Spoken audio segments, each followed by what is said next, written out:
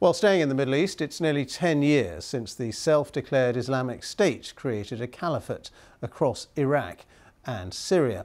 The Yazidi people suffered greatly. Thousands were killed and many more were kidnapped and enslaved.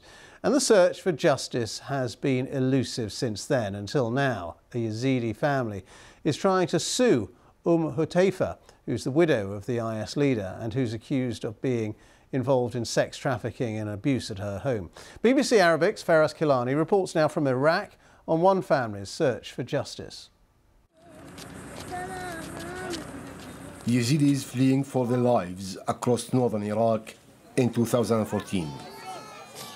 Persecuted by the Islamic State, thousands were killed. More were kidnapped and taken as sex slaves. Suad was one of them. 10 years on, we returned to the family home from where she was abducted by IS fighters. There's no one left from my family. Only me and my brother survived. At the age of 14, she was taken captive and suffered years of sexual abuse. Suad's sister and her uncle Hamid's daughter are still missing. Now they are determined to fight for justice, for what happened to her and the family. The girls were kept at the home of IS leader Abu Bakr al-Baghdadi. It's believed they were then sold as sex slaves. Al-Baghdadi's widow Hudaifa is now being held in a prison in Baghdad. Suad is taking her to court for her alleged part in their ordeal. I spent 2 hours with Hudaifa. She admits the 2 missing girls did stay at her home.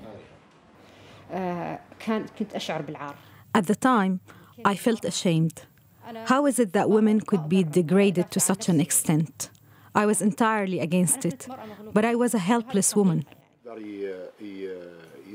Suad insists that Hudaifa is not innocent, and she must be confronted with her crimes. Suad and Hamid are accusing Hudaifa of sex trafficking and abuse. It's al-Baghdadi's wife. She's a criminal like him. Where is my family? I can't find them. Isn't it because of both of al-Baghdadi and his wife? I won't forgive her. I will take my and other Yazidis girls' revenge.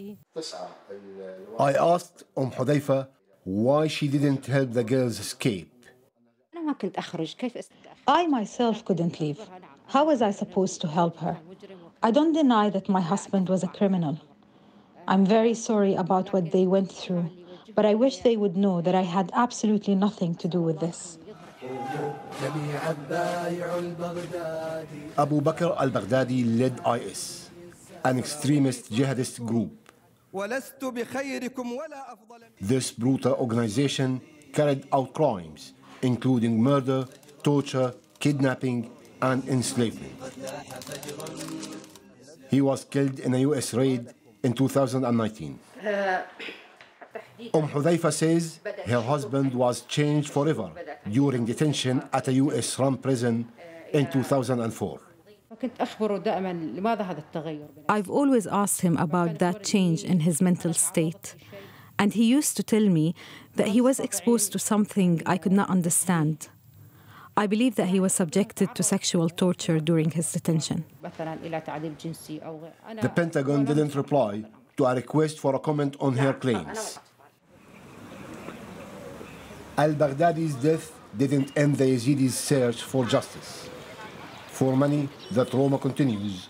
Thousands are still missing. But this family may be heading towards justice and could have someone who may be held accountable. Faraz Kilani, BBC News, Baghdad.